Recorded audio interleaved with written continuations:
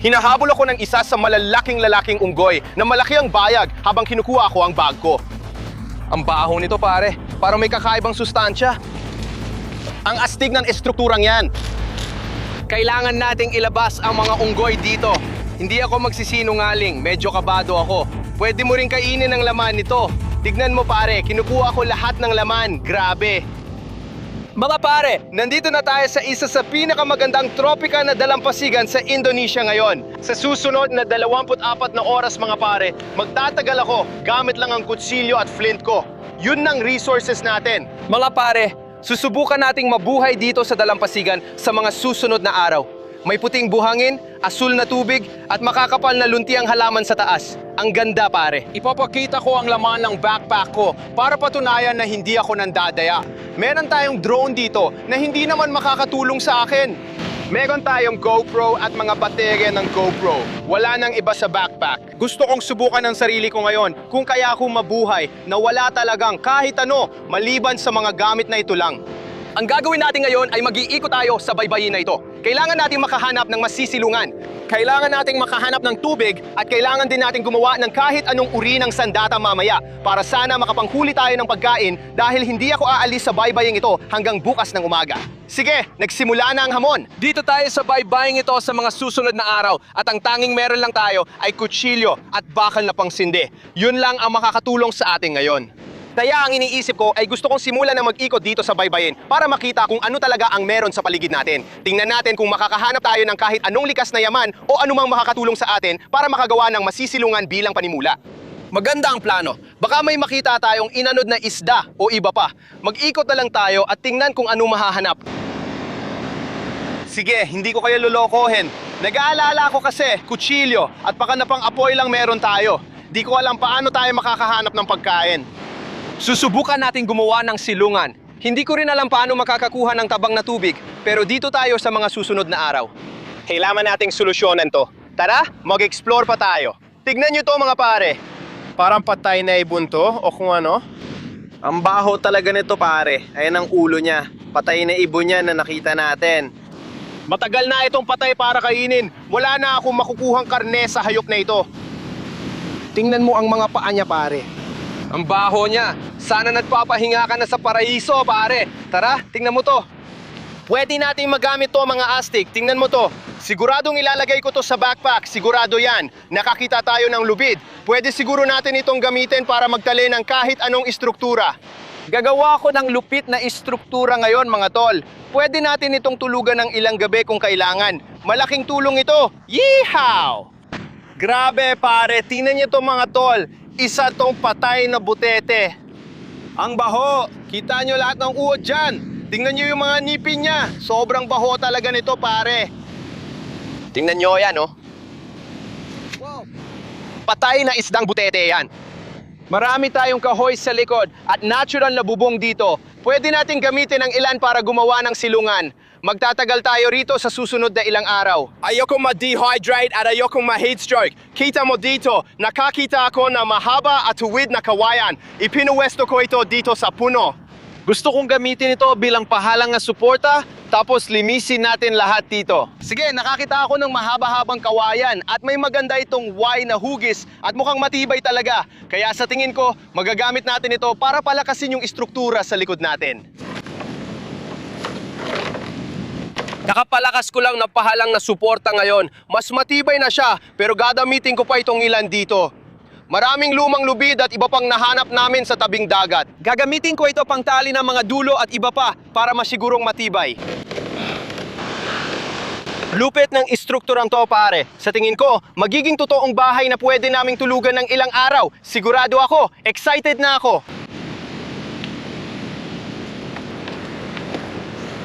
Perpekto talaga yan, pare. Kita mo kung paano nabuo. Ang ganda ng pundasyon natin. Sa tingin ko, isa ito sa pinakamagagandang istrukturang nagawa ko, pare. Tingnan mo to. Halos makatayo na ako dito. Astig! Karaniwan, basta may masilungan lang ako. Ang galing ng istrukturang to, kailangan lang talagang ituloy at paglaanan ng oras. Basta tuloy lang sa paggawa. Ang saya sigurong matulog dito mamaya, pare. Sige, matagay gawin to at ang dami kong nauubos na enerhiya. Napapagod na ako kaya kailangan kong humanap ng paraan para makakuha ng tubig. Mataas ngayon ang tubig, pero habang tumatagal, bababa ito at lilitaw ang mga munting lawang nasa mga bato. Siguro ito na ang best chance natin makahanap ng pagkain. Diyos ko, tignan mo siya. Isa ito sa pinakamagandang estrukturang nagawa ko. Hindi kayo maniniwala. Nililinis ko lang talaga yung ginawa namin tirahan. Tignan mo to, nililinis ko yung lahat ng dumi at kung ano-ano pa. At tignan mo naman. Pumunta tayo dito at meron na tayong lilim. Pero hindi yan ang nagpapasaya sa akin. Tignan mo kung ano ang tumutubo sa bahay natin. May maliit na damo dito, si porcelain. Pwede mo itong kainin. Merienda ito matapos nating tapusin ang tirahan. Magbibigay ito sa akin ng lakas. Tingnan mo ito. Makikita mo siya dito. Ganito ang itsura niya dito. Kita nyo mga pare, ayan mismo. Medyo mabuhangin, sobrang alat pero may iba't ibang nutrisyon. Heto na ang bahay mga pare. Tingnan nyo kung gaano ka-epic ang estrukturang to. Ang totoo, sobrang ganda talaga dito sa loob pare. Siguro kailangan pang dagdagan ng kaunta, pero nagbibigay na ito ng lilim. Kita nyo naman, mas maganda talaga dito kaysa sa labas. Sigurado yan. Kita nyo, pinagpapawisan ako na palang madres sa taniman ng pipino. Sobrang init talaga sa labas, kaya magpapahinga muna ako sandali at mag-e-enjoy dito sa siluman na to. Astig pare, tignan mo, halos makatayo-tayo sa loob. Grabe talaga, iiwan na natin ang silungan na yon. Kunin na natin ang backpack. Sige, alis na tayo. Kailangan nating maghanap ng maiinom. Ang daming lumang niyog, kita mo. Sa palagay ko, wala nang likido dito. Tingnan natin. Wala. Bulok na karamihan dito. Magandang kunan ng tubig ang niyog, pero mukhang wala tayong mahahanap sa tabing dagat na ito. Kita nyo, walang puno ng niyog dito. Kadalasan, ang mga niyog na napapadpad dito ay palutang-lutang sa dagat at halos bulok na kapag matagal na roon. Sa tingin ko, dapat tayong humanap ng ibang paraan para makakuha ng tubig, tulad ng paghahanap ng bukal o ng paraan para gawing tabang na tubig ang tubig alat. Kailangan natin ng kahit anong likido. Woo! Ayos! Makakatulong ito sa atin.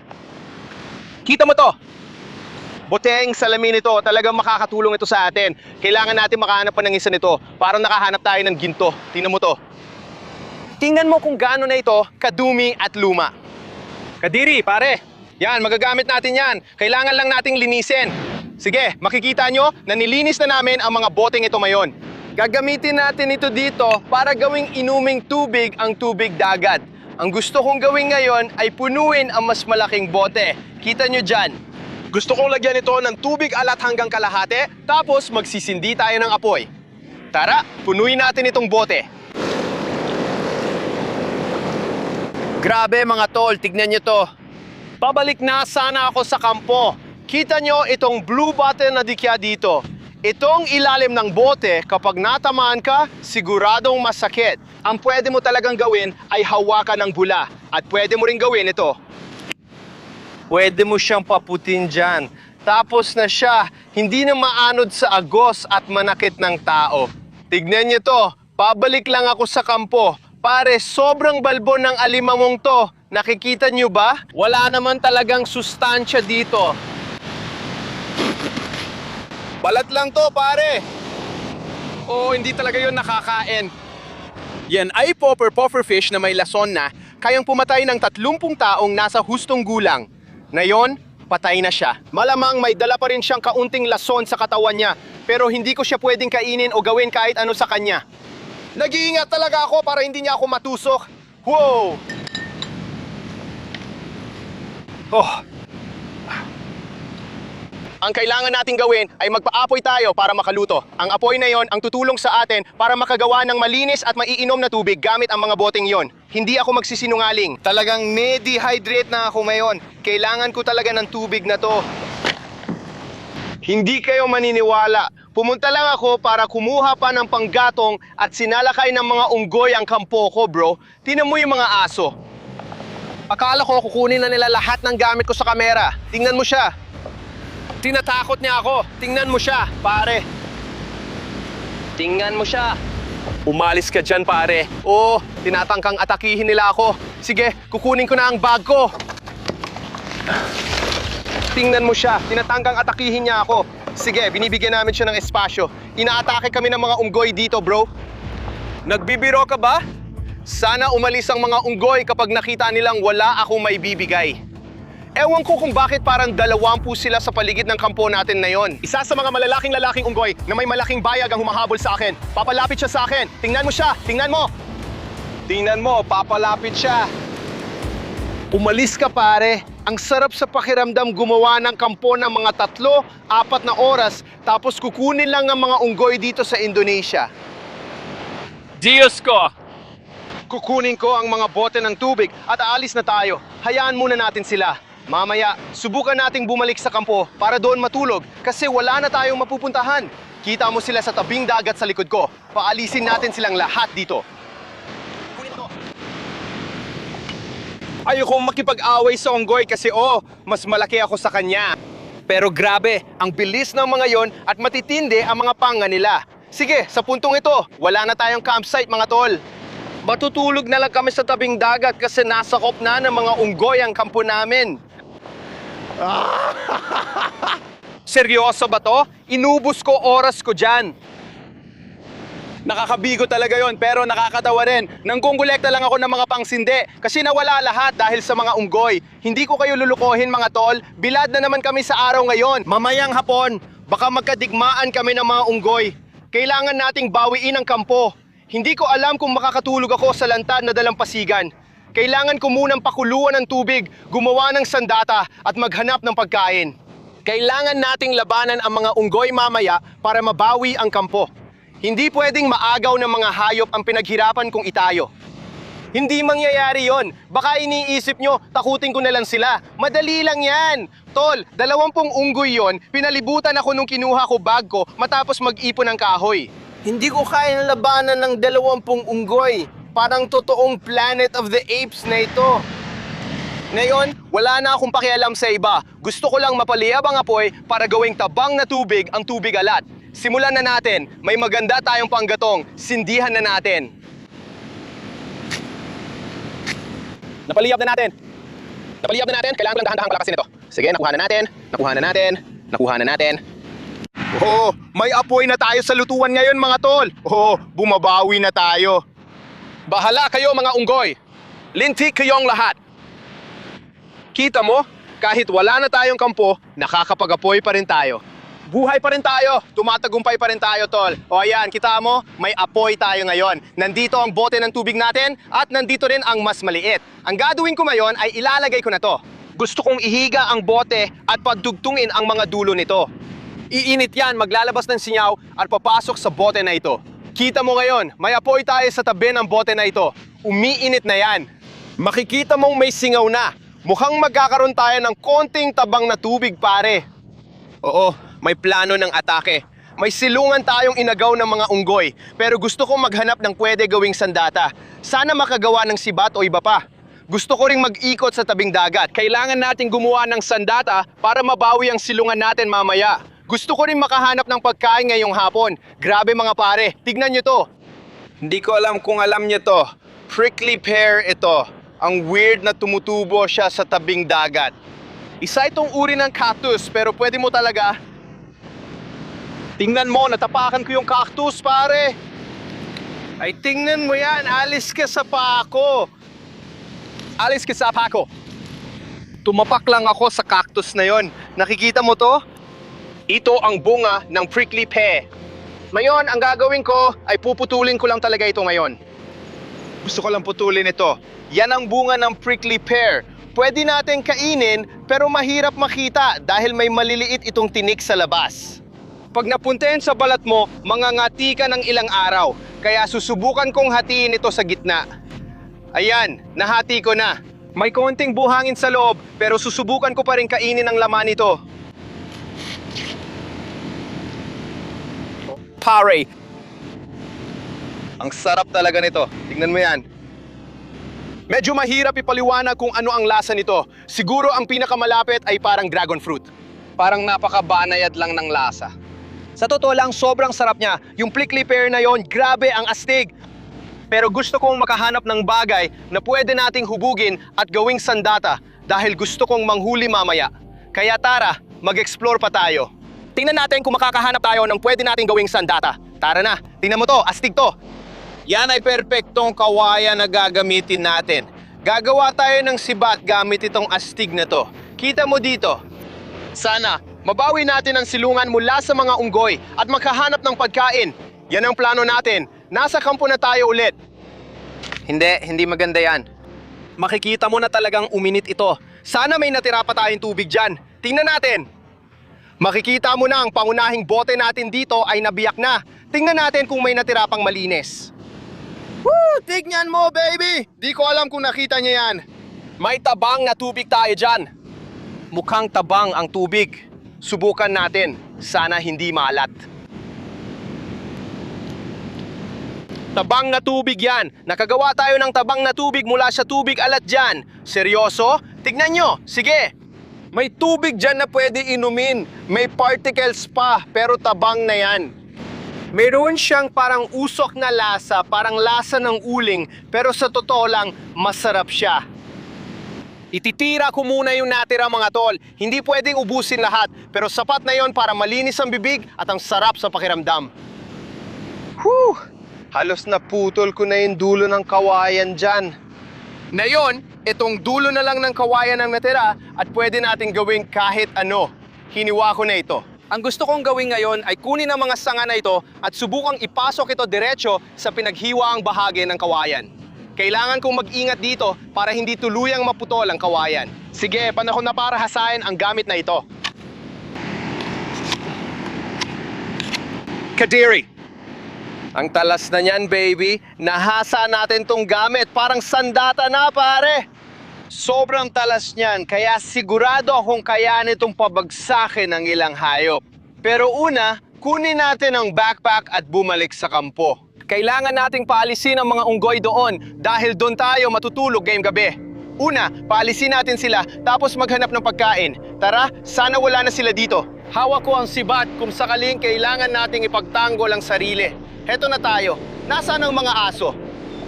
Nandyan ba sila? Sa totoo lang, medyo kinakabahan ako. Mukhang wala sila dito. Nasa silungan na ulit tayo mga pare. Grabe, nandito pa rin lahat ng pangsinde at gamit natin para sa apoy. Dito sila dati. Nabawi na natin ngayong gabi ang kampo at silungan. Pati sibat natin, nakuha na rin. Gusto kong makita kung may pagkain tayong maluluto agad sa apoy dahil konti na lang ang oras bago gumabi. Kunin natin ang sibat natin. Tara, manghuli tayo. Hindi ko iiwan ang bag ko. Hindi pwede kasi yung mga unggoy, bubutasin nila agad yon at kukunin ang lahat ng nasa loob. Panahon na para manghuli. Bumaba na ng husto ang tubig, kaya lumitaw ang maraming bato. Sana may mga hayop dito na pwede nating agad mahuli. Malapit nang lumubog ang araw. Kailangan nating maghanap ng pagkain. Naghahanap ako ng mahuhuli gamit ang sibat ko. May nakita akong ilang igat sa mga tide pool na to, kaya tatawid na ako ngayon. Tingnan natin kung may target tayong matamaan gamit ang sibat na to. Kaunti na lang ang liwanag, kaya kahit anong makita ko ngayon, kukunin ko na. Ano to? Huwag mong sabihing ito ay dugong.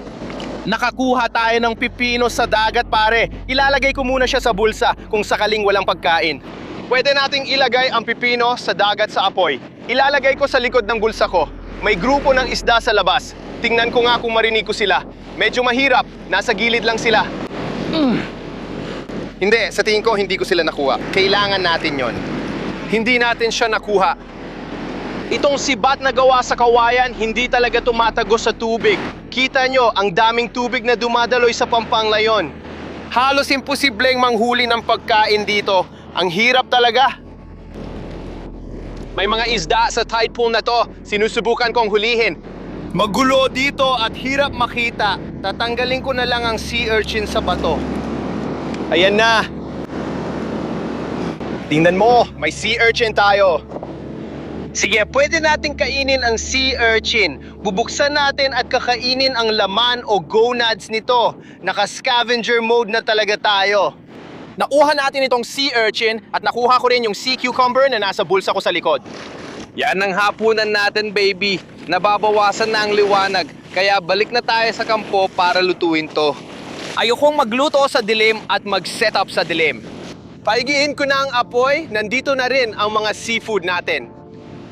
Kita nyo, may sea cucumber tayo. Hindi ko na yan ilalagay sa apoy. Yung apoy, pampainit lang ngayong gabi. Ayan na, heto na ang apoy. Sige, hahatiin ko na ang sea cucumber.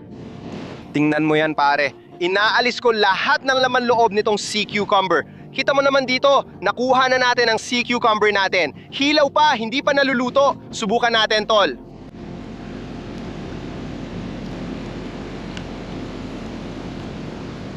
Hindi. Hindi naman masama ang lasa. Parang bato pare, parang kumakain ako ng goma. Pero ito ang mapapalakas sa atin para magpatuloy. Maririnig nyo, binuksan lang namin itong sea urchin. Tikman ko ng mabilisan, paubos na ilaw namin.